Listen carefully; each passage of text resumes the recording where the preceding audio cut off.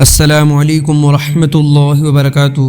دوستو، حقیقت اردو نیوز کے اندر ایک اور نیوز آپ کے سامنے لے کر حاضر ہو چکے ہیں۔ دوستو، جو بنگلہ دیش میں لڑائی ہوئی تھی امارت اور شورا کے درمیان، دوستو اس لڑائی کی پوری وضاحت پہلے ہی کر دی گئی تھی۔ کیا ہے پوری حقیقت، اس ویڈیو میں آپ کے سامنے پیش کرنے والے ہیں۔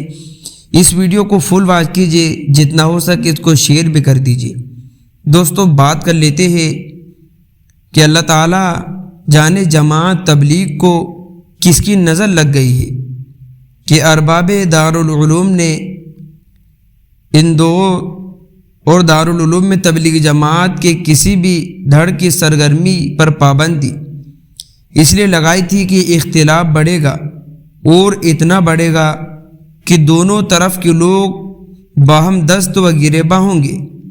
ذرائع ابلاغ کے مطابق پڑوسی ملک بنگلہ دیش میں ایک مرتبہ پھر فریقین میں جھڑپ ہو گئی۔ موصولہ اطلاعات کے مطابق کئی ہلاکتیں بھی ہو چکی ہیں۔ خدا جانے اس مقدس جماعت کو کس کی نظر لگ گئی۔ اللہ تعالیٰ جماعت کو ہر شر سے محفوظ فرمائے۔ ایک مرتبہ دوران مجلس حضرت مولانا مفتی سعید احمد صاحب پالنپوری جماعت تبلیغ کے اختلاف کے ابتدا میں فرمایا تھا کہ دارالعلوم میں اختلاف ہوا، دو دارالعلوم بنے، دین کے کام پر کوئی اثر نہیں پڑا۔ جمعیت میں اختلاف ہوا، دو جماعتیں بنی، دین پر کوئی اثر نہیں پڑا۔